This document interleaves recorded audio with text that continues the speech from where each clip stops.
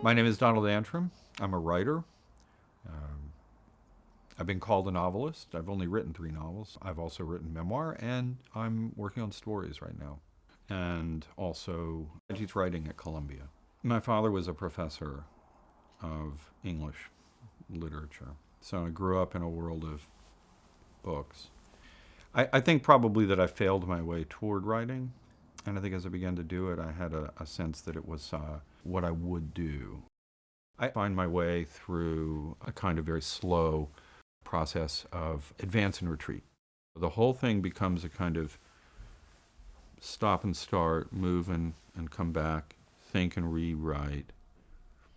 And slowly what I'm trying to do is trust that there's form, and that the form is here in some way, that the form is a sort of an emotional shape in a way, a construct that's not exactly definable. Well, I've been drawn to scenarios that seem absurd or surreal, a shift in perspective on the world.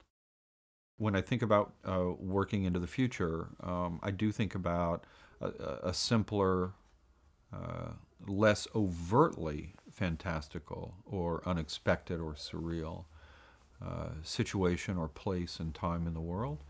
I'm more interested in the more immediate personal emotional realm. Writing the Afterlife, the memoir. I never expected to write a memoir. I never wanted to write a memoir. I didn't really want to ever write about my mother's life. And yet, when she died, I began to.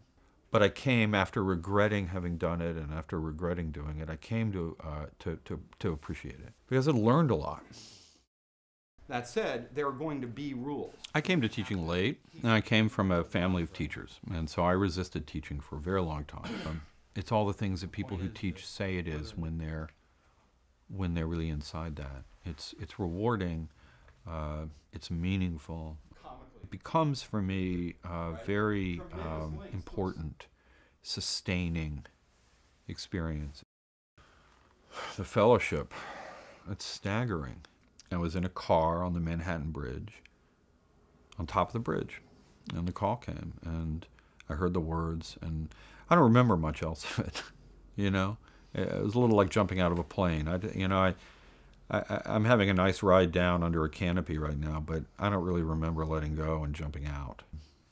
We'll see as time goes on where it leads, but I think that it can only lead good places. I think maybe for me the first time ever that I felt some kind of artistic mandate, the mandate being just simply to keep working.